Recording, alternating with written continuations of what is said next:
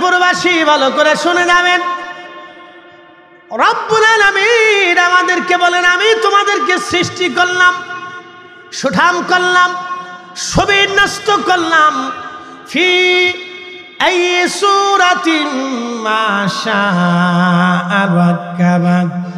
আমি যেইভাবে চাইলাম সেইভাবেই তোমাদেরকে সূরত আকৃতি দিলাম। আমাদের ইচ্ছায় কোনো কিছু হয় না, মনে রাখবেন।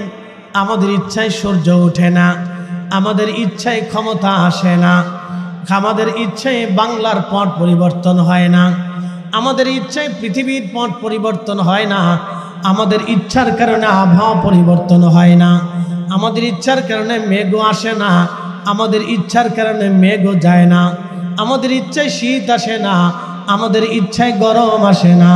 সব ইচ্ছা আমার আল্লাহর। মনে রাখবেন, সামনে বাংলাদেশে নির্বাচন আসবে।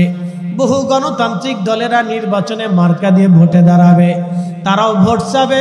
ভোটাভুটি দিয়া চেয়ারম্যান, মেম্বার, এমপি, মন্ত্রী, মিনিস্টার ভোটাভুটি দিয়া প্রতিষ্ঠিত করা যায়, কিন্তু ভোটাভুটি দিয়া অলি বানানো যায় না।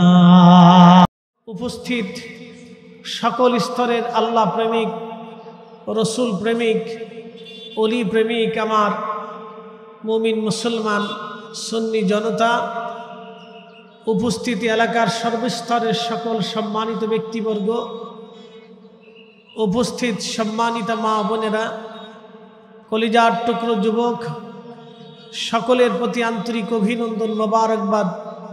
এই আমিনপুরের সর্বস্তরের আমার প্রিয় ভাইরা, সকলের প্রতি অভিনন্দন জানিয়ে শুকরিয়া করি সেই মহান রবের আসমানে, যিনি ঘর থেকে, বাড়ি থেকে, বিভিন্ন স্থান থেকে জুদা করে, আলাদা করে আল্লাহ তার বেহেশতের বাগানের ভিতরে আপনাকে আমাকে আসার সুযোগ করে দিলেন।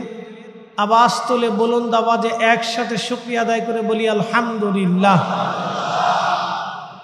শুকরিয়া করি সেই রবের আসমানে, যিনি সর্বশ্রেষ্ঠ নবী, সর্বকালের সর্বশ্রেষ্ঠ মহামানব, ইমামুল মুরসালিন, রাহমাতুল লিল আলামিন, সৈয়দুল কাউনাইন ওয়াসসাকালাইন, মেহবুবে আলা, হাউজে কাউসার ওয়ালা, মকামে মাহমুদ ওয়ালা, সাহেবে কোরআন, সাহেবে শরিয়ত, সাহেবে মেহশর, মেহবুবে আলা, হাবিবুল্লাহ নবী, যাকে আল্লাহ সবসময় খুশি করতেন, খুশি করতেছেন, আগামী দিনেও তেনাকেই খুশি করবেন।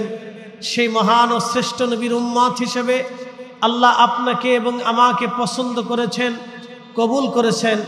সেই জন্য মনিবের আসমানে বুলন্দ আওয়াজে, গলার আওয়াজ ছেড়ে, চিৎকার মেরে, সন্তুষ্ট চিত্তে আমরা একসাথে আবারও শুকরিয়া করে বলি আলহামদুলিল্লাহ।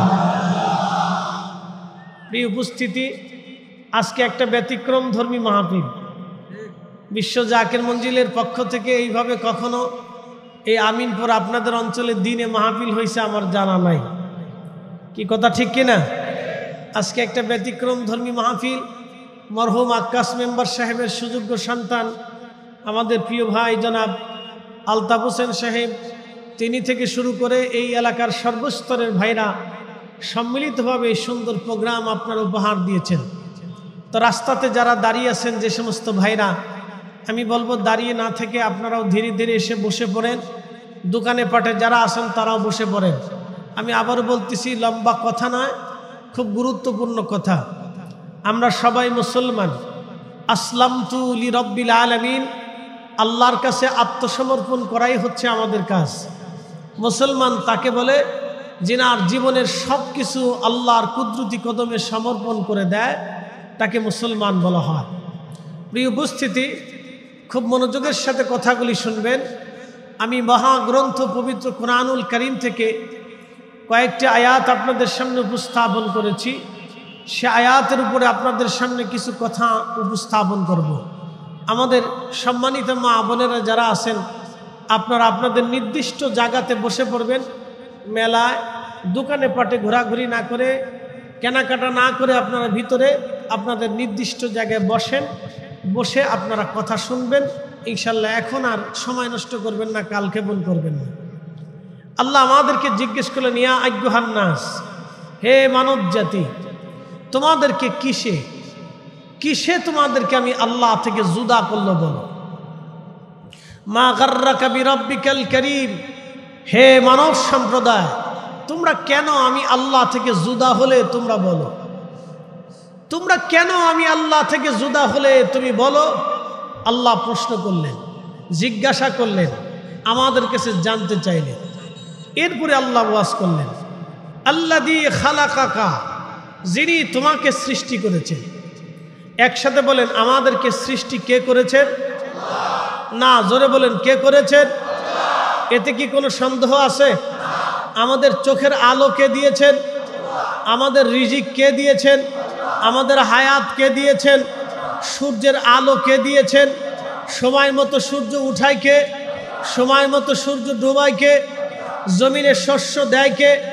আকাশ থেকে বৃষ্টি দেয় কে? নদীতে পানি প্রবাহিত করে কে?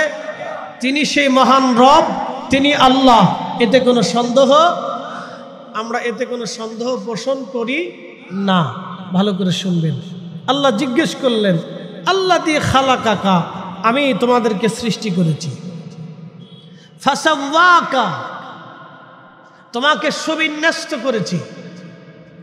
যেখানে চোখ দেওয়ার সেখানে চোখ দিয়েছি, যেখানে জবান দেওয়ার সেখানে জবান দিয়েছি, যেখানে কান দেওয়ার সেখানে কান দিয়েছি, যেখানে হাত দেওয়ার সেখানে হাত দিয়েছি, যেখানে পা দেওয়ার সেখানে পা দিয়েছি, যেখানে অঙ্গ প্রত্যঙ্গ দেওয়ার যেখানে যেটা দরকার আমি আল্লাহ সেটাই তোমাকে সেইখানে দিয়েছি। ফা আদালাক, তোমাকে সুঠাম করেছি, শক্তিশালী করেছি। বলেন তো শক্তি দিছে কে? একসাথে বলেন, কে দিয়েছে? আমাদের আছে কি? জোরে বলেন না, একসাথে বলেন, আরো জোরে বলেন। আমাদের যে কিছুই নাই, এই জিনিসটাই ওলিরা আল্লাহকে দিয়েছিলেন, যার কারণে তারা ওলি হয়েছিলেন। যাদের ইশারাতে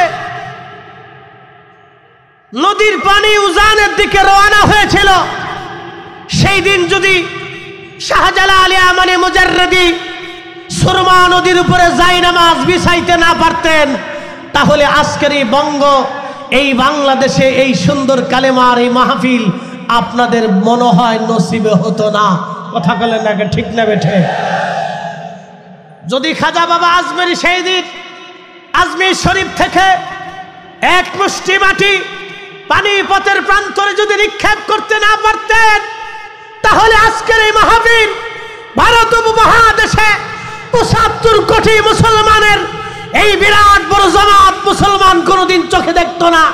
হাজার হাজার মসজিদ, লক্ষ লক্ষ মসজিদ দেশে হতো না, হাজার হাজার আলেম হতো না, হাজার হাজার মাদ্রাসা হতো না, হাজার হাজার লক্ষ লক্ষ মাকতব হতো না, কোটি কোটি মুসলমানদের ধমনীতে আল্লাহু আকবার উচ্চারিত হতো না, লক্ষ লক্ষ মসজিদ আযান হতো না, যদি খাজা বাবা আজমেরি সেই দিন পানিপথের প্রান্তরে আজমের থেকে ধোলা নিক্ষেপ করতে না পারতেন।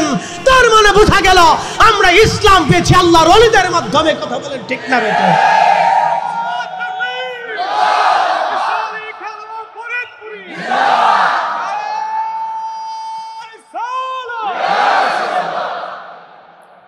আউলিয়া কেরামের সাথে আসেননি?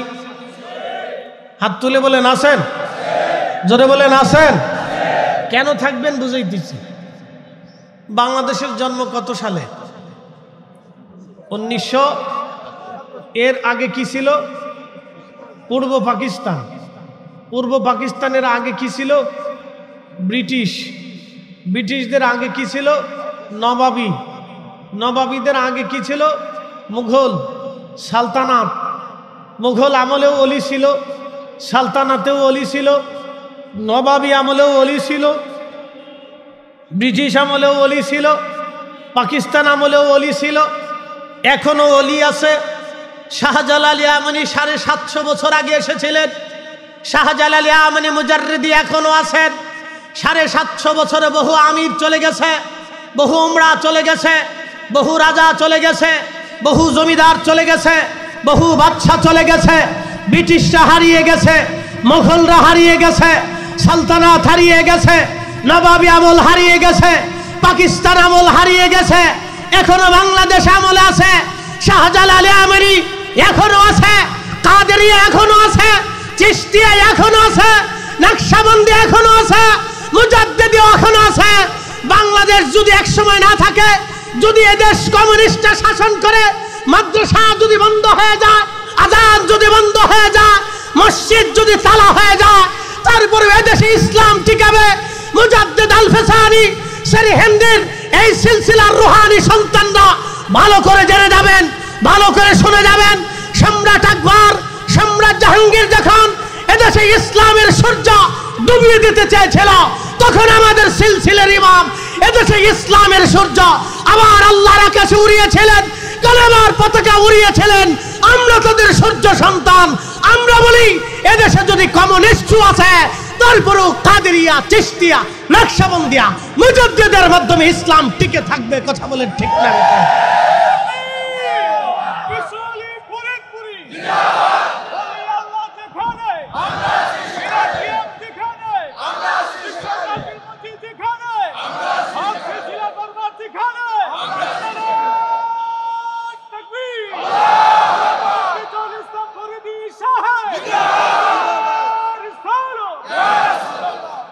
আমি কি আপনাদেরকে সূত্র বুঝাইতে পারছি? হিসাব বরাবর। হিসাব কি? তুরস্কে অটোমান সাম্রাজ্য, উসমানীয় খেলাফত, প্রথম বিশ্বযুদ্ধ ভেঙে গেল। কামাল আতাতুর্ক পাশা কমিউনিস্ট শাসন এনে সারা তুরস্কে ইসলামকে নিষিদ্ধ করে একদিনে 14,000 আলেমকে শহীদ করল। একদিনে 14,000 আলেমদেরকে শহীদ করলো। তাও জানাতন আলেম না, বড় বড় সুন্নি আলেম। 1400 উসমানী খেলাফতের বড় বড় আলেমদেরকে শহীদ করে দিল একদিনে। সমস্ত মসজিদ, মাদ্রাসা, ইসলামী শিক্ষা ব্যবস্থা বন্ধ করে দিল। বলেন তো তুরস্কে ইসলাম আছে না নাই? একসাথে বলেন আছে। কারা টিকাইছে জানেন? নকশবন্দিয়া। একসাথে বলবেন আল্লাহু আকবার। কি বন্দিয়া? এই ইতিহাস ভুলবেন না, জোরে বলেন কি বন্দিয়া? নকশবন্দিয়া ও দেশে ইসলাম টিকিয়ে রেখেছে। তোমরা যারা আউলিয়া কেরামের মাজার ভাঙ্গে দিয়া বুঝাইতে চাও আমরা এদেশে ইসলামের কর্মধার, তোমরা শুনে রাখা, পৃথিবীর যেখানে ওলি গেছে সেখানে ইসলাম গিয়েছে। কথা বলেন ঠিক না বেটে? ইসলাম ওলি যেখানে গেছে আল্লাহ ইসলাম সেখানে পাঠিয়েছে। প্রিয় উপস্থিতি হাজিরিন, আমি আপনাদেরকে খুব মনোযোগের সাথে কথাগুলি শুনতে বলবো। ভাই আমার ভালো করে শুনে যাবেন। রাস্তাঘাটে যারা আছেন তারাও শুনে যান। ইতিহাস আমাদের জানা দরকার।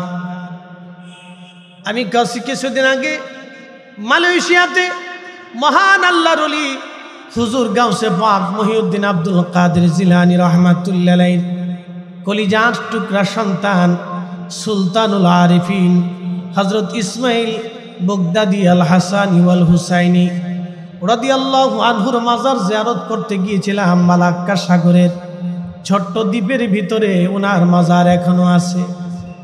900 বছর আগে ওই জমিনে তিনি কালেমার দাওয়াত দিয়ে ঘুমাইলেন। ইন্দোনেশিয়া, ব্রুনাই, ফিলিপাইন্স এবং মালয়েশিয়ার দ্বীপ অঞ্চলগুলিতে তিনি কালেমার দাওয়াত ছড়িয়ে দিলেন। 900 বছর আগে ওই জানেখানে কালেমার দাওয়াত দিয়ে ঘুমিয়ে আছেন। মালদ্বীপে 400 বছর আগে ইব্রাহিম ইস্কান্দারি রহমাতুল্লাহর হাত ধরে মানুষেরা কালেমা পড়ল। পৃথিবীর যেখানে ওলিরা গেছে ইসলাম সেখানে গেছে। আজকে যারা ওলিদের বিরুদ্ধাচরণ করিয়া, ওলিদেরকে বেদাতি বানাইয়া, মাজার পূজারি, পীর পূজারি বলিয়া, ভণ্ড বলিয়া যারা কটাক্ষ করেন, আপনারা শুনে নেন, আপনাদের দ্বারা ইসলামের তেমন কোনো খেদমত হয়েছে ইতিহাসে প্রমাণ পাওয়া যায় না। যাদেরকে মাজার পূজারি বলতেছেন ওই মাজার ওয়ালাদের দ্বারা ইসলামের বিরাট খেদমত হয়েছে। কথা বলে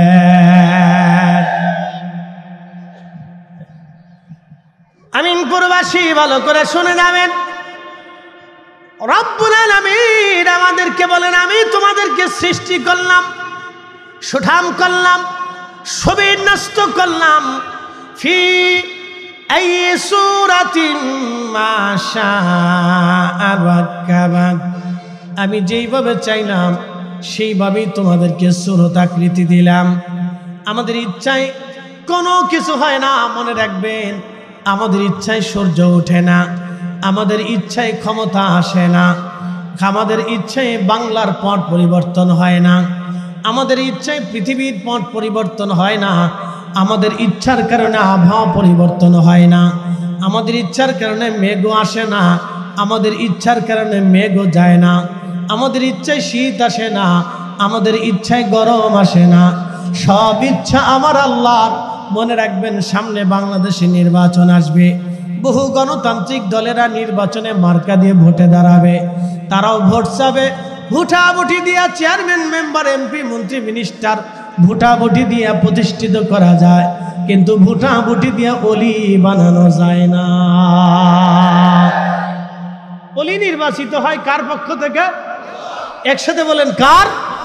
এতে কি কোনো সন্দেহ আছে? অলি নির্বাচিত হয় আল্লাহর পক্ষ থেকে। আমরা তাদের দাওয়াত আপনাদের কাছে দিতে আসছি। কি কথা ঠিক আছে কিনা?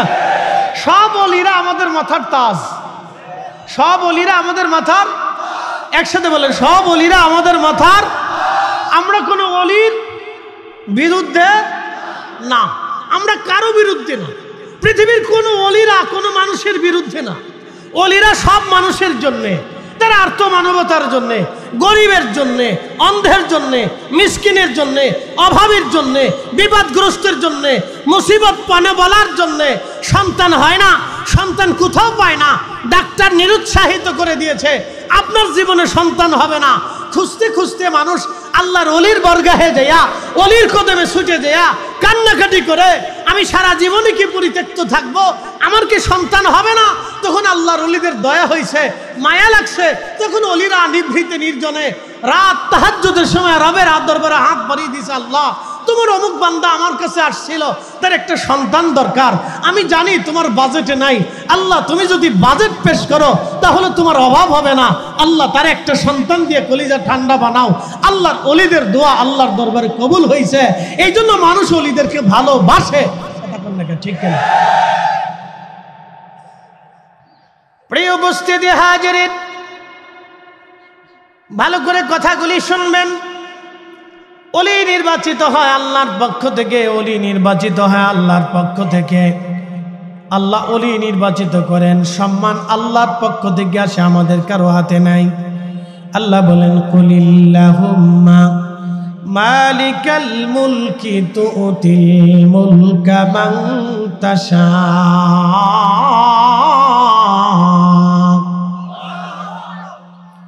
আল্লাহ ডাক দিলেন, হাবিব উম্মতকে জানান, তামাম মুলকের মালিক আমি রব্বুল আলামিন, আমি ছাড়া আর কোনো মালিকানা কারো জন্য নাই, তামাম মুলকের মালিক আমি আল্লাহ। আপনি জানান, কুলিল্লাহুম্মা মালিকাল মুলকি তুতিল মুলকা মান তাশাউ ওয়া তানজিউল মুলকা মিম্মান তাশা।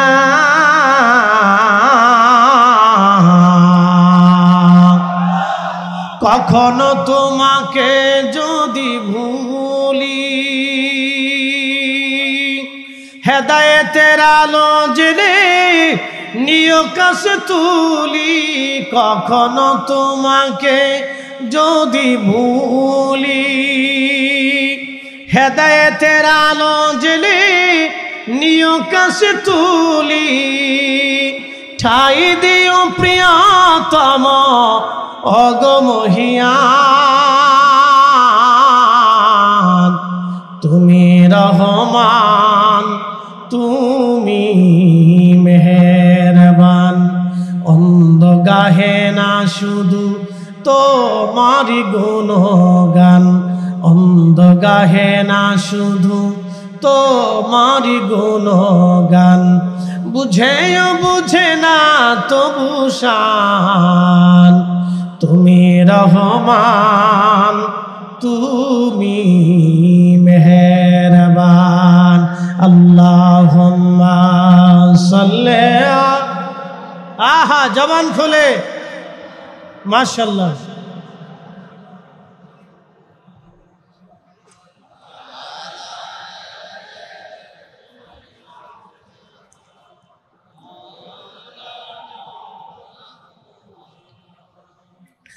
আমিনপুরবাসী খুব মনোযোগের সাথে শুনে যাবে না, ওলি আল্লাহর পক্ষ থেকে নির্বাচন হয়। আল্লাহ বলেন তামাম মুলকের মালিক আমি আল্লাহ, আমি যাকে খুশি তাকে রাজত্ব দান করি, যার কাছ থেকে খুশি আমি আল্লাহ রাজত্ব ছিনাই নেই। মালিককে না না জোরে বলেন কে? রাজত্ব আল্লাহর পক্ষ থেকে আসে, ওটাও আল্লাহ নির্বাচন করেন। তবে শুনে যান ভাই আমার, আল্লাহ রাব্বুল আলামিন বলতেছেন আমার বান্দারা আর শোনো, তো ইজ্জু মান তাশাউ, আমি যাকে খুশি ইজ্জতওয়ালা বানাই, ওয়া তুদিল্লু মান তাশা, যার কাছ থেকে খুশি আমি আল্লাহ ইজ্জত ছিনাই নেই। একসাথে বলেন মালিকানা কার?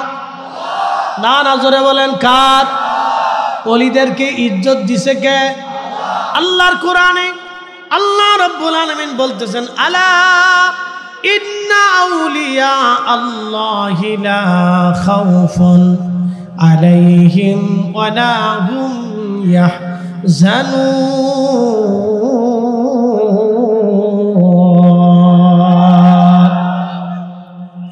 আল্লাহ ডাক দিয়ে বললেন সাবধান, আমার ওলি যারা, তাদের চিন্তার কোনো কারণ নাই, তাদের ভয়ের কোনো কারণ নাই। এখন আপনাদেরকে প্রশ্ন করি, জবাব দিবেন। কোরআনের আয়াত কি অল্প কিছু দিনের জন্য না কিয়ামত পর্যন্ত?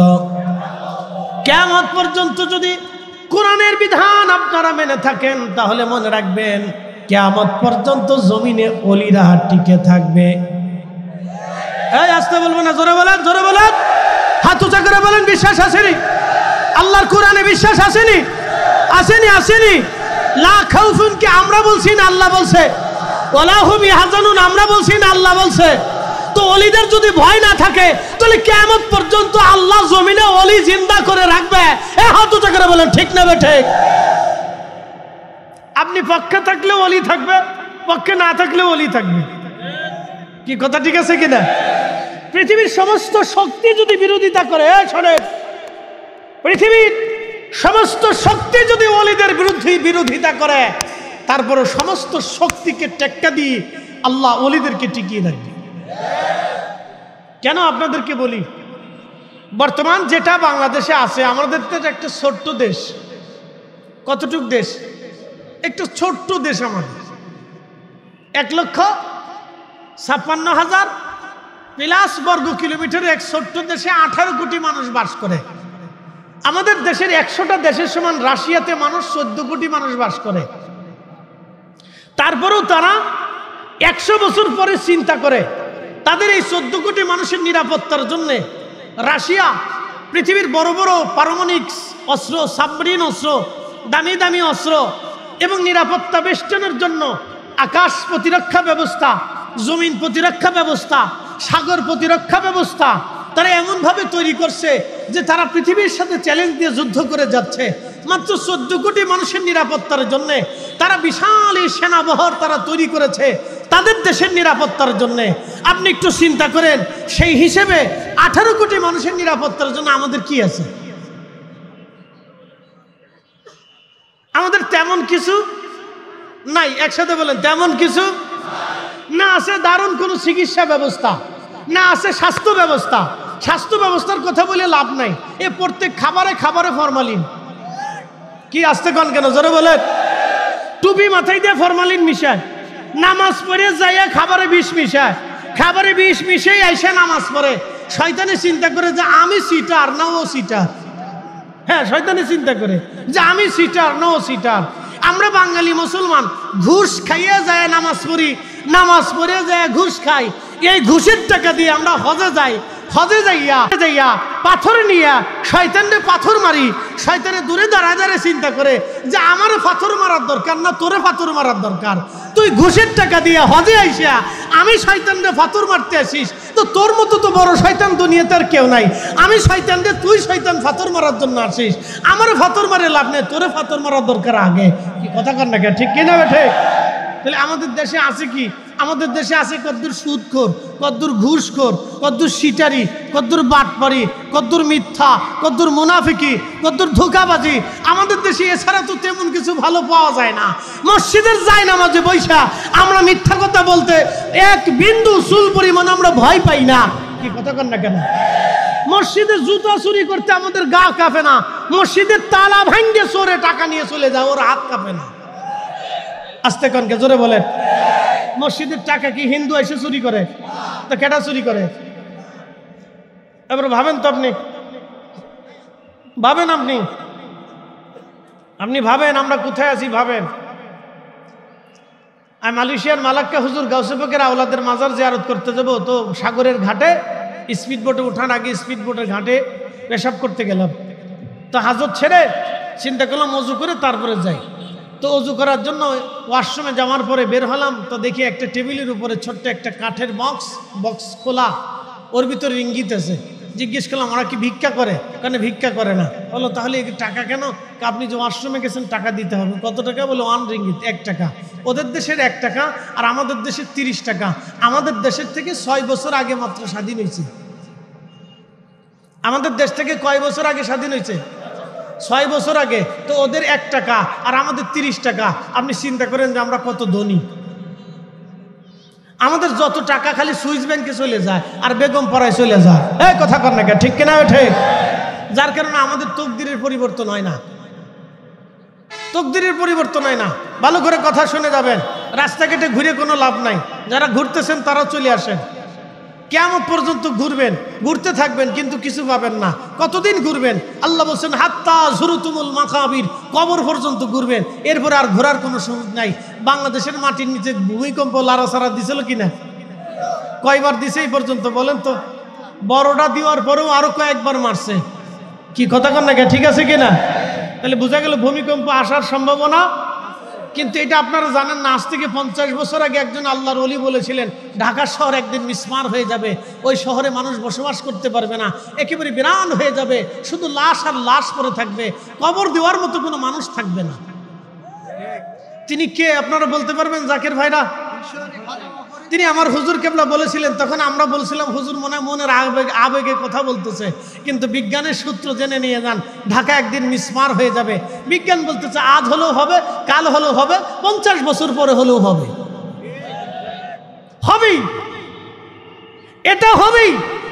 ভূমিকম্প আসবে, বিজ্ঞান বলছে আসবেই। 5 মিনিট পরেও আসতে পারে, 50 বছর পরেও আসতে পারে। বিজ্ঞান বলছে ভূমিকম্প আসবেই, ঢাকা শহর মিসমার হবেই, 50 লক্ষ মানুষ ঢাকা শহরে মারা যাবে মিনিমাম। আমাদের তথ্য না, ভূতত্ত্ববিদদের গবেষণা। রাষ্ট্র বারবার করে সতর্ক করতেছে। কিন্তু বলেন তো, ঢাকা শহরে যদি 8 স্কেলের ভূমিকম্প 1 মিনিট লাড়াচাড়া দেয়, তো 70% বিল্ডিং ভেঙে পড়ে যাবে। ঢাকা শহর থেকে মানুষ বেরো হতে পারবে না, ঢুকতেও পারবে না। কি আসছে কোন জোরে বলেন? এটা আমাদের গবেষণা না, বিজ্ঞানের কথা। বিজ্ঞানের কথা। বিজ্ঞান বলার 50 বছর আগে আল্লাহর একজন ওলি বলে গেছে, কিন্তু মানুষ তাকে বিশ্বাস করে না। মানুষ বিশ্বাস করে না। এগুলি সব কোনো মন গড়া কথা, মন গড়া কথা। প্রিয় উপস্থিতি, ভালো করে শুনে যান। এখন প্রশ্ন, ভূমিকম্প কেন আসে? কেন ভূমিকম্প আসবে? আর কেন ভূমিকম্প ফেরানো যাবে? এর পিছনে কারণ আছে। রাস্তাঘাটে যারা আছেন শুনে যান, ভূমিকম্প আসবে।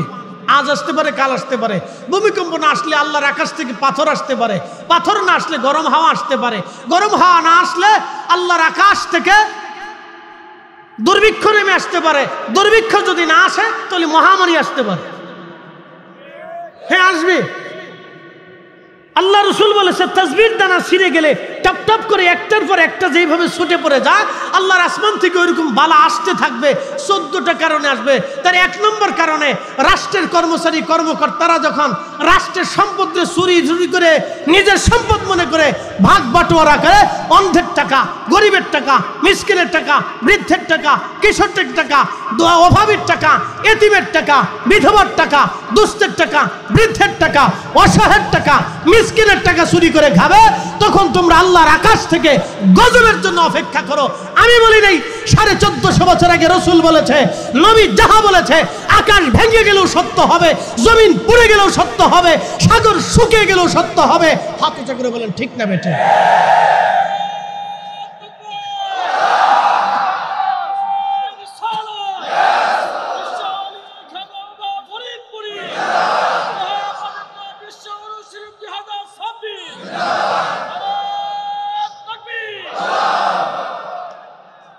প্রথম কারণ, প্রথম 2 নম্বর কারণ, আমানত নষ্ট হবে।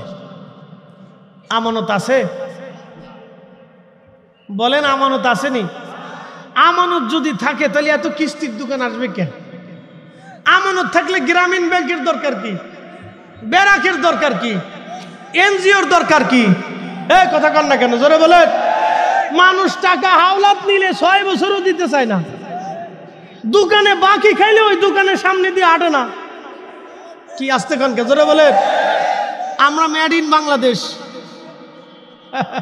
Made in Bangladesh. আমানত মরে গেছে। আমানত কি হয়ে গেছে? মরে গেছে। আল্লাহর নবী বললেন মুনাফিকের আলামত 3টা। কোথায় কোথায় মিথ্যা বলবে, আমানত রাখলে খেয়ানত করবে, আর ওয়াদা করলে বরখেলাপ করবে। মুনাফিকের আলামত 3টা, আমানত রাখলে খেয়ানত করবে, কথায় কথায় মিথ্যা বলবে, আর ওয়াদা করলে বরখেলাপ করবে। এটা হলো মুনাফিকের আলামত। এই হিসাব যদি কষেন, বাংলাদেশে খুঁজে দেখেন মুনাফিক কয়টা আর মুসলমান কয়টা। এই আসতে খবর না, জোরে বলেন। এখন আওয়াজ দুর্বল লাগবে, কারণ তালিকার ভিতরে পড়ে গেছে। মনে কিছু নিয়ে না। 1 নম্বর কোথায় কোথায় মিথ্যা বলবে, 2 নম্বর আমানত রাখলে খেয়ানত করবে, 3 নম্বর নবীজি বললেন ওয়াদা করলে বরখেলাপ করবে। মুনাফিকের আলামত, মুনাফিকের আলামত বাংলার ঘরে ঘরে তালাশ করে দেখেন, ঘরে ঘরে খুঁজে দেখেন মুসলমান কয়জন পাওয়া যায়। খালি 8টুসি গরু নিলে দোষ হয়ে যায়, আর মিলাদ পড়লেই বেদাত হয়ে যায়, নবীরে দাঁড়ায় সালাম দিলেই বিরাট বড় বেদাত হয়ে যায়। আল্লাহ ক্ষমা করে দিবেন। আমার কোনো ভাইদের আলেমদের গায়ে লেগে যেতে পারেন। হুজুরকে যদি দাওয়াত দেয়, হুজুর আসেন মিলাদ পড়াবো, হুজুর বলে মিলাদ পড়লে আপনার বাড়ির দাওয়াত নেব না। ঠিকই ঘুষ করে যদি তার দাওয়াত দেয়, আসেন আমার বাড়ি দোয়া করে যান, ঘুষখোরের বাড়ি যাইয়া দোয়া করবে, মসে মসে খাবে, কিন্তু মিলাদ পড়নেওয়ালার বাড়ি যাবে না।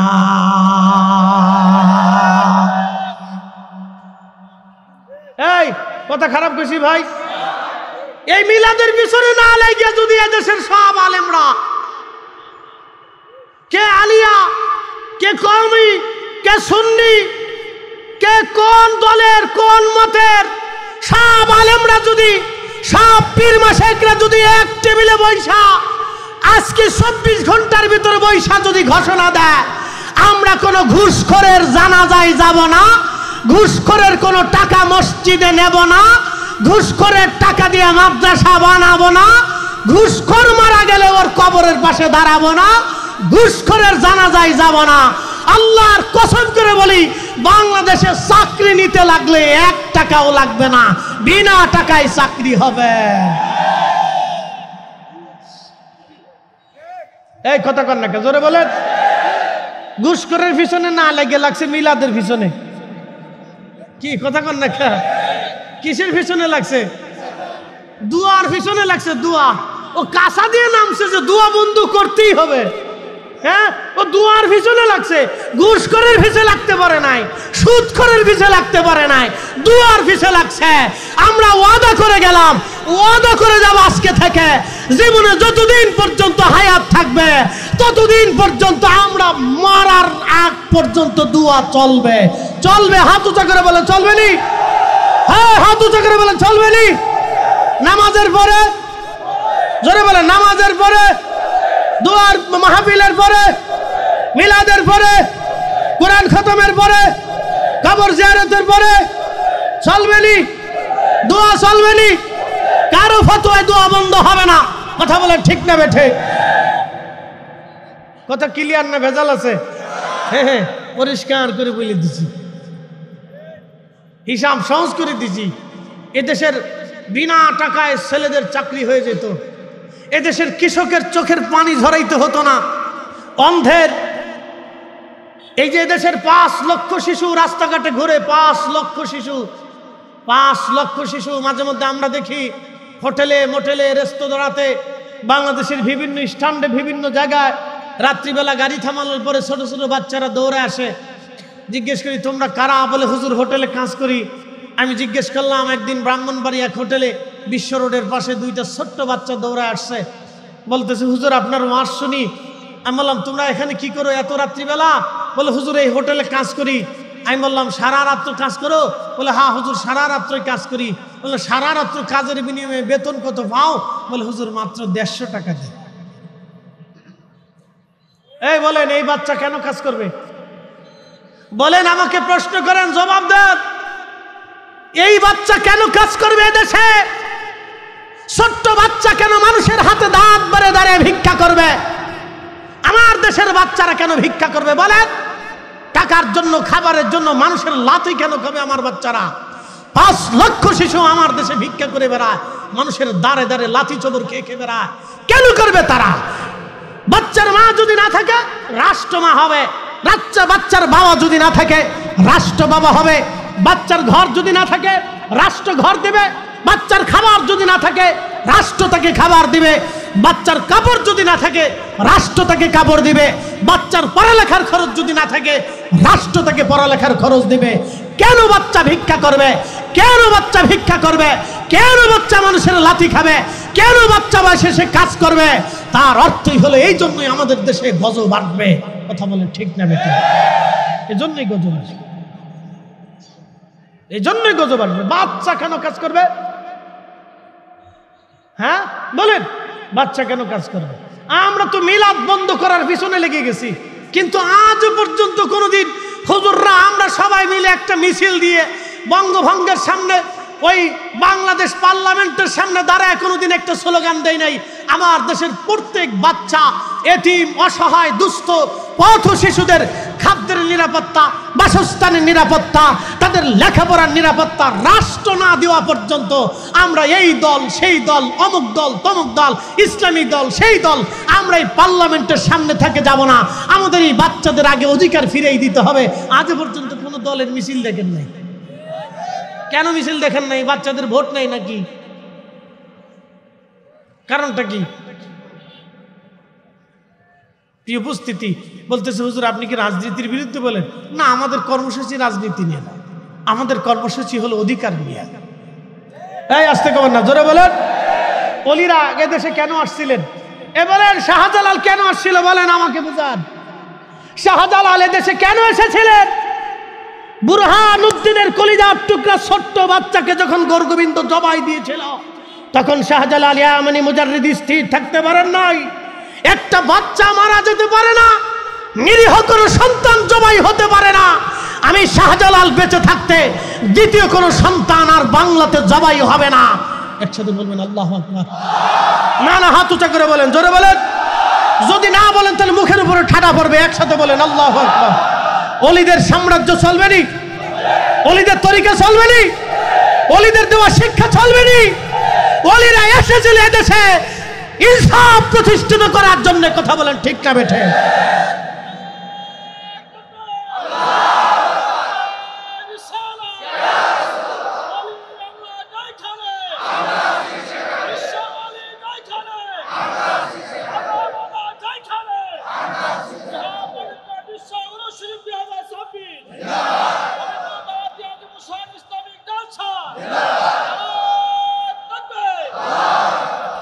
আমি নবী না চিনিলাম, কি যে ভুল করিলাম, ভস্মে ঢালিলাম ঘি,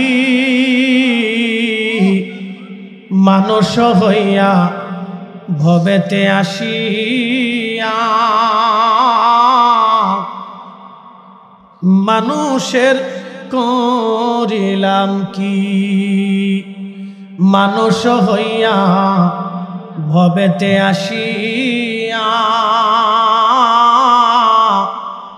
মানুষের করিলাম কি। প্রিয় উপস্থিতি, খুব মনোযোগের সাথে শুনবেন। আহা, আমার নবীজি এতিম ছিলেন, প্রিয় নবী এতিম। নবীজির আম্মা রসুল করিমকে ছোট্ট খেলে নিয়ে গেলেন মদিনাতে জান্নাতুল বাকিতে নবীজির আব্বাজানের কবর মোবারক। খুব মনোযোগ দিবেন। প্রিয় নবীজির আব্বাজান মদিনা সিরিয়ার ব্যবসা থেকে ফিরে আসার সময় এখানে ইন্তেকাল করলেন। মদিনাতে দাফন করা হলো। হযরত আব্দুল মুত্তালিব দাদা পুত্রবধূকে বললেন, মা, আমার তোমার কলিজার টুকরা বেটাটাকে নিয়ে, আমার মোহাম্মদকে নিয়ে তুমি যাও মদিনাতে তার বাবার কবর জিয়ারত করে আসো। হযরত আমেনা দাসী উম্মে আইমান রাদিয়াল্লাহু আনহাকে নিয়ে রওনা দিলেন। মদিনাতুল মুনাওয়ারাতে নবীজিকে নিয়ে আসা হলো। প্রিয় নবীজি মদিনার ঘুরতে লাগলেন, চলতে লাগলেন তার আত্মীয় বাড়িতে মাতুতলায়, অর্থাৎ নানার বাড়ির দেশে নবীজি ঘুরতে লাগলেন। একদিন নবীজি বাচ্চারা পুকুরের মধ্যে পানির ভিতরে তারা গোসল করতেছিল, সাঁতার কাটতেছিল। প্রিয় নবীজিও পানির মধ্যে নেমে সাঁতার কাটে, কিন্তু পাদ্রী লক্ষ্য করলেন আকাশের একটা মেঘ উড়ে উড়ে নবীজির মাথা মোবারকের উপর ছায়া দিতেছে। না না, একসাথে জোরে বলেন না ইয়া রাসূলুল্লাহ। আকাশের মেঘ প্রিয় নবীজিকে ছায়া দেয়। পাদ্রী দৃশ্যখানা দেখার পরে আর বোঝার বাকি রইল না। তাওরাতে, জবুরে, ইনজিলে যা যা লেখা আছে তা আজ ঘটনা বর্ণিত হলো, ঘটল। আকাশের মেঘ যারে ছায়া দেয়, পাদ্রী লক্ষ্য করল বহু বাচ্চারা খেলাধুলা করে, কারো দিকে মেঘ উড়ে যায় না, কিন্তু এই বাচ্চাটা যেদিকে যায় মেঘ সেদিকে তারে ছায়া দিতে থাকে। বনের যত পশুগণ ভক্তি করতই দুই চরণ, মেঘমালা ছায়া দিত গায় গো নবীজি, আপনাকে দেখিবার মনে চায়। ক্লান্ত হবেন না, আমার থেকেও আপনারা ক্লান্ত বেশি হতে পারেন। কালকে বগুড়ায় মাহফিল শেষ করে আমি ঢাকা গেলাম। মাত্র ঢাকায় বাসায় ফজরের আজান দিল, বাসায় ঢুকলাম, নামাজ পড়ে একটু বিশ্রাম করে মাত্র 2 ঘন্টা ঘুমাইলাম। ঘুম থেকে উঠে তারপরে আবার আপনাদের এখানে আসলাম, মাহফিল করলাম, বয়ান করতেছি। ক্লান্ত হলে আমি হওয়ার কথা, গলা ভেঙে গেলে আমার হয়ে যাওয়ার কথা। আমি তো সজোরে আপনাদেরকে নিয়ে কথা বলে বোঝানোর চেষ্টা করতেছি। হাজিরিন, প্রিয় নবীজি আকাশের মেঘ নবীকে ছায়া দেয়। পাদ্রী খোঁজ নিলেন এই বাচ্চার অভিভাবককে। খোঁজ নিয়ে হযরত আমেনার কাছে আসলেন। পাদ্রী এসে বললেন, হযরত আমেনা, আমি জানি আপনি তার মা, তার বাবার নাম আব্দুল্লাহ, বাবা ইন্তেকাল করেছে। এই বালকটি বনু হাশিমি কুরাইশি। ওগো আমেনা। আমেনা ডাক দে বলতেছেন, পাদ্রী কি করে আপনি তার পরিচয় জানেন? পাদ্রী ডাক দে বলে, হযরত আমেনা গো, তাওরাতে, জবুরে, ইনজিলে তার পরিচয় যেমনে দেওয়া আছে ওইভাবেই আমি তার পরিচয় আপনার সামনে উপস্থাপন করেছি। জোরে হবে নাকি আল্লাহু আকবার? তার মানে বোঝা গেল কি, যুগে যুগে যুগে যুগে আমার নবীজির শান দুনিয়াতে প্রচার হতো। কথা কন না কেন, ঠিক কিনা? যুগে যুগে যুগে যুগে নবীজির শান দুনিয়াতে প্রচার হতো। ভাই আমার ভালো করে শুনে যাবেন। বন্ধুরে, আমিনপুরবাসী অনেক কষ্ট করে ব্যতিক্রম ধর্মী আয়োজন আমার জনাব মরহুম আক্কাস মেম্বার সাহেবের সাথে আমি যখন ছাত্র ছিলাম তখন থেকে ওনার সাথে আমার গভীর সম্পর্ক ছিল। উনি আমাকে দাওয়াত দিতেন, তখন ফাজিলে পড়তাম, আমার মনে আছে। সেই বয়সে মরহুম আক্কাস মেম্বার সাহেব আমাকে আপনাদের এলাকাতে বহু বছর আগে এনেছিলেন। তারপরে উনি ইন্তেকাল করলেন। ওনার ছেলে আমাদের আলতাফ ভাই, তেনার মাধ্যমে এলাকায় বহু মাহফিল ছোট বড় আমি করেছি। বহুদিন এলাকায় আমার আসা হয় না, আজকে আপনাদের সামনে এই প্রোগ্রামে হাজির হয়েছি। দু চারটি কথা আপনাদেরকে শোনাইলাম ইনসাফের উপরে, হকের উপরে। হকের উপরে থাকতে হবে আমাদেরকে, কি কথা কন না কেন, ঠিক কিনা? আমরা শুধু পোশাকে মুসলমান হব না, আমরা নীতিতে মুসলমান হতে হবে, ঠিক কিনা? আমি মালদ্বীপ গেলাম, মালদ্বীপে ডানে তাকাই, বামে তাকাই, সামনে তাকাই, পিছনে তাকাই, আমি জুব্বাওয়ালা ছাড়া আর কোনো জুব্বাওয়ালা নাই, আমি পাগড়িওয়ালা ছাড়া আর কোনো পাগড়ি নাই। আমার এই বড় পাগড়ি দেখে ওরা চিন্তা করলো এত বড় হুজুর কোথার থেকে আবার আসলে, এমন হুজুর তো দেখি নাই। ওরা আমার দিকে তাকায় থাকে, কি ব্যাপার এত বড় জুব্বাওয়ালা হুজুর? ডানে তাকাইলেও আমি, বামে তাকাইলেও আমি, সামনে তাকাইলেও আমি জুব্বাওয়ালা, পিছে তাকাইলে আমি জুব্বাওয়ালা, আমি ছাড়া আর কোনো জুব্বাওয়ালা নাই। কিন্তু 100% মুসলমানের দেশ মালদ্বীপ, ভালো করে শুনে যাবেন। আমাদের 6 টাকা আর ওদের দেশের 1 টাকা। আমাদের দেশের মতো গ্যাস নাই, কয়লা নাই, তেল নাই, খনিজ সম্পদ নাই, এত সুন্দর মাটি নাই যে গাছ লাগাইলে গাছ হয়ে যাবে। সমুদ্র বেষ্টিত দ্বীপ অঞ্চলের একটা দেশ, শুধু মাছ বিক্রি করে এবং পর্যটনের উপরে নির্ভর করে তারা এত সুন্দরভাবে হয়ে গেছে। তাদের 1 টাকা আর আমাদের দেশের 6 টাকা। ভালো করে শুনে যান আমিনপুরবাসী, আমি ডানে তাকাই, বামে তাকাই, কোনো টুপিওয়ালা জুব্বাওয়ালা নাই, কোনো পাঞ্জাবিওয়ালা নাই, কোনো টুপিওয়ালা জুব্বাওয়ালা পাঞ্জাবিওয়ালা নাই। কিন্তু মুসলমান নামাজ পড়লো টুপি ছাড়া, কিন্তু আশ্চর্য হবেন ওদের দেশে চুরি নাই, ডাকাতি নাই, খুন নাই, রাহাজানি নাই, ধর্ষণ নাই, মারামারি নাই, কাটাকাটি নাই, পিটি নাই, লাথালাথি নাই, হিংসা নাই, যার যার মতো ব্যবসা করে, যার যার মতো খায়, কোনো ঝামেলা নাই, ঝগড়া ফাসাদ নাই, ধরাধরি, পিটি মারামারি কিছুই নাই। পৃথিবীর মধ্যে 1 নাম্বার পর্যটন নিরাপত্তার দেশের নাম হলো মালদ্বীপ। 100% মুসলমানের দেশে পৃথিবীর সব মানুষের নিরাপত্তা দেওয়া হয়, অথচ 85% মুসলমানের দেশে 15 লক্ষ কোরআনের হাফেজ আছে, 60 লক্ষ আলেম এই দেশের ভিতরে আছে। 60 লক্ষ আলেমের দেশ, ঢাকা শহর মসজিদের শহর, ঢাকার শহর। কিন্তু ওই শহরে যদি আপনি আপনার একটা মেয়েকে বোরকা পরাইয়া, হাত মোজা পা মোজা পরাইয়া রাতের আধারে যদি আপনি ছেড়ে দেন, আপনার মেয়েটা ঘরে ফিরে আসবে 100% আপনি গ্যারান্টি দিতে পারবেন না। এই কথা কন না কেন, ঠিক কিনা? তাহলে আমরা শুধু নাম কে ওয়াস্তে মুসলমান, আমরা নীতিতে মুসলমান হয় নাই। ওদের টুপি নাই, কিন্তু ওরা মিথ্যা কথা বলে না, মানুষ ঠকায় না, ওজনে কম দেয় না, সিটারি বাটপারি করে না, ঘুষ খায় না। আর আমরা টুপি মাথায় দিয়ে ঘুষ খাই। কথা কন না কেন, ঠিক কিনা? কি মুসলমান আপনি এবার চিন্তা করেন, কি মুসলমান আমরা চিন্তা করেন। আর আমরা হুজুর রাশি, ওই একজন আরেকজনকে কে বাস মারবে, কে দিবে, কে কারে ঠকাবে, কোনটা শিয়া, কোনটা ওহাবি, কোনটা খারিজি, কোনটা বেদাতি, কোনটা মাজার হুজারি, কোনটা ভণ্ড, এইগুলি নিয়ে আমরা পড়ে রয়েছি। আমার দেশের লক্ষ লক্ষ বাচ্চারা, শিশুরা ভাত পায় না, এই বেলায় খবর নাই। কি কথা কন না কেন, ঠিক কিনা? এবেলা আমাদের কারোই খবর নাই। প্রিয় উপস্থিতি, এই জন্য আমাদেরকে ওই কাতারে আসতে হবে, ওইদিকে যেতে হবে। অলিরা দেশে এসেছিলেন ইনসাফ প্রতিষ্ঠিত করার জন্য। কথা ঠিক আছে কিনা? কি প্রতিষ্ঠিত করার জন্য? ইনসাফ প্রতিষ্ঠিত করার জন্য অলিরা এসেছিলেন। অলিরা এদেশে মানুষকে কালেমা পড়াইছেন, দিন শিক্ষা দিয়েছেন। আল্লাহ অলিদের পথে চলার তৌফিক দিক, সকলে বলে না আমিন। প্রিয় উপস্থিতি, আমি মূল আলোচনার দিকে চলে যাই। আমার রসুলের দিকে নিয়ে গেছিলাম, সময়ের স্বল্পতা, লম্বা কথা বাড়াবো না, কারণ আসরের রক্ত চলে আসতেছে। কিছু সময়ের ভিতরে আমরা মিলাদ কিয়াম দিয়ে দিব।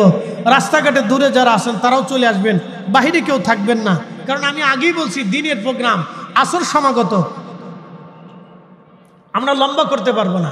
ভালো করে শোনেন, কথা শুনে যান। আল্লাহর নবীর কাছে পাদ্রী এসে নবীজির আম্মার কাছে বললেন, ওগো হযরত আমেনা, আপনি মেহেরবানি করে দ্রুত গতিতে মদিনা ছেড়ে আপনি তাকে মক্কায় নিয়ে চলে যান, কারণ মদিনার আশেপাশে অনেক ইহুদি আছে, ওরা যদি জানে এই বাচ্চা আখিরি নবী হবে তাহলে তাকে হত্যা করার জন্য চেষ্টা করবে, আপনার কষ্ট হবে।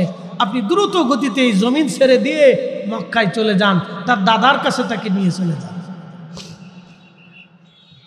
হযরত আমেনা প্রিয় নবীজিকে নিয়ে রওনা করলেন। রওনা করে নবীজিকে নিয়ে আসা শুরু করলেন।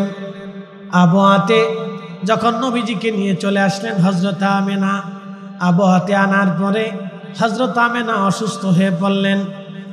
সাথে আছেন মাত্র উম্মে আইমান রাদিয়াল্লাহু আনহা, একমাত্র দাসীকে নিয়ে হযরত আমেনা রওনা দিলেন। উম্মে আইমানকে কাছে ডাকলেন। প্রিয় নবীজি মার কোলের মধ্যে বসে আছে, মার বুকের মধ্যে মাথা ঠেকে দিয়ে বসে আছেন নবীজি। হযরত আমেনা চোখের পানি ছেড়ে দিয়ে বলেন, উম্মে আইমান রে, আমার মন বলে বেশি সময় আমি আর দুনিয়ার ভিতরে থাকবো না, কিন্তু উম্মে আইমান তোমাকে একটা খবর জানাই দিয়ে যাই, আমার এই সন্তান মুহাম্মদ কিন্তু সাধারণ কোনো সন্তান হবে না রে উম্মে আইমান। আমার এই সন্তান দুনিয়াতে নবী হবে, তামাম পৃথিবীতে আমার এই সন্তানের নাম ছড়িয়ে যাবে। পৃথিবীর এমন কোন জনপদ থাকবে না যে জনপদে আমার সন্তানের নাম না ছড়িয়ে যাবে। উম্মে আইমান রে, আমি মনে হয় দুনিয়াতে আর বাঁচব না। শোন রে, আমার এই কলিজার টুকরা বাবার চেহারা কোনোদিন দেখে নাই, আমি তাকে বেশি দিন আদর করতে পারি নাই, এখন আমি বিদায় নিয়ে চলে যাচ্ছি, আমার কলিজার টুকরাটাকে সন্তানের মতো আদর করবি। প্রিয় নবীজি কাঁদতেছিলেন। হযরত আমেনা চোখের পানি ছেড়ে ছেড়ে দিয়ে কাঁদতেছিলেন। কলিজার টুকরো আমার, আমি জানি তুমি নবী হবা, পৃথিবীতে তোমার তামাম দুনিয়াতে নাম ছড়িয়ে যাবে। ছেলেরা বিদায় নিচ্ছি, দুনিয়াতে তোমার সাথে আমার আর সাক্ষাৎ হবে না। পৃথিবীতে আল্লাহ নবীদেরকে এতিম বানাইতেন, বিশেষ করে আমার নবীকে আল্লাহ এতিম বানাইলেন। আমার নবীকে আল্লাহ এতিম বানাইলেন। আল্লাহ রাব্বুল আলামিন বলেন, ওয়ামাজাদাকা আলাম নাশরাহ লাকা। আল্লাহ রাব্বুল আলামিন কোরআনুল কারীমের ভিতরে বললেন, ও আমার হাবিব, আপনাকে আমি এতিম হিসেবে পেয়েছিলাম, এরপরে আমি আল্লাহ আপনাকে আশ্রয় দিয়েছিলাম। আলাম ইয়াজিদকা ইয়াতীমান ফাআওয়া, আমি আপনাকে এতিম হিসেবে পেয়েছিলাম, আপনাকে আশ্রয় দিয়েছিলাম। ওগো নবী, আপনি এতিমের আশ্রয়স্থল হয়ে যাবেন, এতিমকে লালন পালন করবেন, এতিমকে ভালোবাসবেন। আল্লাহ নবী বলতেন, আমার উম্মত, এতিমকে যদি তুমি লালন পালন করো, তাহলে এইভাবে আমার হাত যেইভাবে দেখতেছ পাশাপাশি আঙ্গুল, জান্নাতের ভিতরে আমি নবী এবং আমার উম্মত জান্নাতে ওইভাবে পাশাপাশি আমি আর তুমি থাকবো। যারা এতিমকে লালন পালন করবে, এতিমকে ভালোবাসবে, কারণ আমি নবী এতিম ছিলাম। হযরত আমেনা ইন্তেকাল করলেন। হযরত উম্মে আইমান নবীজিকে নিয়ে রওনা দিলেন। সুদূর মদিনার আবওয়া থেকে মক্কাতুল মুকাররমায় আসলেন, দাদার হাতে তুলে দিলেন। আর হযরত উম্মে আইমান রসুলের মহাব্বতে জীবনেও কোনোদিন তিনি ছেড়ে চলে যান নাই, পালিয়ে চলে যান নাই, মায়ের মতো নবীজিকে আদর করতেন। এজন্য নবী বলতেন, উম্মি বাদা উম্মি, মায়ের পরে আপনি আমার একজন মা। আমার নবীজি তার দাসীকে মায়ের মতো বলতেন, মায়ের নজরে দেখতেন। আমার নবীর দাসী ছিলেন উম্মে আইমান। নবীজি, উম্মি, আপনি মায়ের পরে আমার একজন মা, আপনি মায়ের পরে আমার একজন মা। উম্মে আইমানকে নবী দাসীর নজরে দেখতেন না, মায়ের নজরে দেখতেন। আমাদের দেশের নাস্তিক যারা, তারা বলে নবী দাসীর সাথে সহবাস করতেন, দাসীর সাথে মিলন করতেন। আমার রসুলের চরিত্র নিয়ে যারা বাজে কথা বলে, আমাদের আর বোঝার বাকি নাই, তাদের জন্মের ভিতরেই ভেজাল আছে। বলেন ঠিক না বেঠে? কোন সন্দেহ? উচুল্লিন বাদা যালিকা যারিব। আমার রসুলের সামনে যারা ছোটখাটো করে, নবীর ইজ্জতের মহান চাদর ধরে যারা টানাটানি করে, আল্লাহ বলছেন তারা জারাস, তাদের জন্মে ভেজাল আছে, জন্মে ত্রুটি আছে। অতএব রসুল কারীমের মহান শান নিয়ে যারা সিনিমিনি খেলে, আমরাও সুন্নিরা, তরিকতপন্থীরা, সে আমার বাপ হলেও তাকে চিনি না, আমার মা হলেও তাকে চিনি না, আমার ভাই হলেও তাকে চিনি না, আমার সন্তান হলেও তাকে আমরা চিনি না। হাত উঁচা করে বলেন ঠিক না বেঠে? এক্ষেত্রে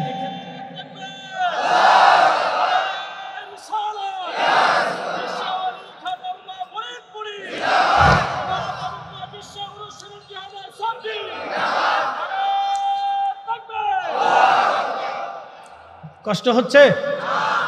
তাহলে এতিমের আশ্রয়স্থল হতে হবে। কথা বলেন ঠিক না বেঠে? এতিমের আশ্রয়স্থল হতে হবে। প্রিয় উপস্থিতি আমার, তাম দুনিয়াতে ওলিরা যখন এসেছিলেন তখন পৃথিবীতে মানবতা একেবারে ধ্বংস হয়ে গিয়েছিল। ঠিক যখনই যে স্থানে মানব জাতি বিপদগ্রস্ত হয়েছিল, আল্লাহ তখনই সেই জমিনে ওলিদেরকে পাঠাইয়া মানব জাতিদেরকে সতর্ক করাইতেন। একসাথে বলবেন আল্লাহু আকবার। তারই ধারাবাহিকতায় খাজা এনায়েতপুরী রহমতুল্লাহ আলাইহি আসলেন। তার পীর হজরতে সুফি সৈয়দ ওয়াজিদ আলী মেহেদি বাগী রহমতুল্লাহ আলাইহি আসলেন। তার পীর হজরতে শাহ সুফি ফতেহ আলী রসুলে নামা রহমতুল্লাহ আলাইহি আসলেন। তার পীর নূর মোহাম্মদ নিজামপুরী রহমতুল্লাহ আলাইহি আসলেন। তার পীর হজরত সৈয়দ আহমদ বেরেলভী রহমতুল্লাহ আলাইহি আসলেন। তার পীর শাহ আব্দুল আজিজ মুহাদ্দিস দেহলভী রহমতুল্লাহ আলাইহি আসলেন। তার পীর শাহ ওয়ালিউল্লাহ মুহাদ্দিস দেহলভী রহমতুল্লাহ আলাইহি আসলেন। তার পীর হজরতে শেখ আব্দুর রহিম মুহাদ্দিস দেহলভী রহমতুল্লাহ আসলেন। তার পীর শেখ আদম বিন নূরি রহমতুল্লাহ আব্দুল্লাহ আকবর আবাদী রহমতুল্লাহ আসলেন। তার পীর শেখ আদম বিন নূরি রহমতুল্লাহ আসলেন। তার পীর হাজার বছরের মুজাদ্দিদ শাইখুনা ইমামুনা ইমামুত তরিকাত রাহনুমায়ে শরিয়াত হযরতে মুজাদ্দিদ আল ফেসারি সরি হিন্দি ফারুকি রহমতুল্লাহ আসলেন। তার পীর খাজা বাকি বিল্লাহ রহমতুল্লাহ আসলেন। এইভাবে যেতে যেতে যেতে যেতে আলিফ আহমদি তুসি হয়ে হযরত খাজা বাহাউদ্দিন নকশবন্দ বুখারী হয়ে আজকে রাশিয়া, উজবেকিস্তান, তাজিকিস্তান, আর্মেনিয়া, নার্জিয়া, আপনার ইউরোপে, এরপরে শীত প্রধান দেশগুলি বালকান অঞ্চলগুলিতে, আজকে তুরস্ক, তুর্কিস্তান থেকে শুরু করে পৃথিবীর এই শীত প্রধান অঞ্চলগুলিতে কালেমার দাওয়াত কারা ছড়িয়ে দিয়েছিল জানেন? তারা নকশবন্দিয়া, তারা আউলিয়া کرام, তারা আল্লাহর ওলিরা পৃথিবীর উত্তরে, পৃথিবীর পশ্চিমে, পৃথিবীর পূর্বে, পৃথিবীর মাগরিবে, পৃথিবীর শিমালে, পৃথিবীর জুনুবে, পৃথিবীর এই পূর্ব পশ্চিম আর উত্তর দক্ষিণে, পৃথিবীর সর্বস্থানে আল্লাহর দ্বীন এই কালেমার দাওয়াত আল্লাহর ওলিরে ঝান্ডা তুলে तमाम পৃথিবীতে ছড়িয়েছে। যতদিন আল্লাহ হায়াতে বাঁচিয়ে রাখবে ততদিন আমরা আল্লাহর ওলিদের পক্ষেই থাকব। হাত উঁচা করে বলেন ঠিক না বেঠে? আল্লাহ তৌফিক।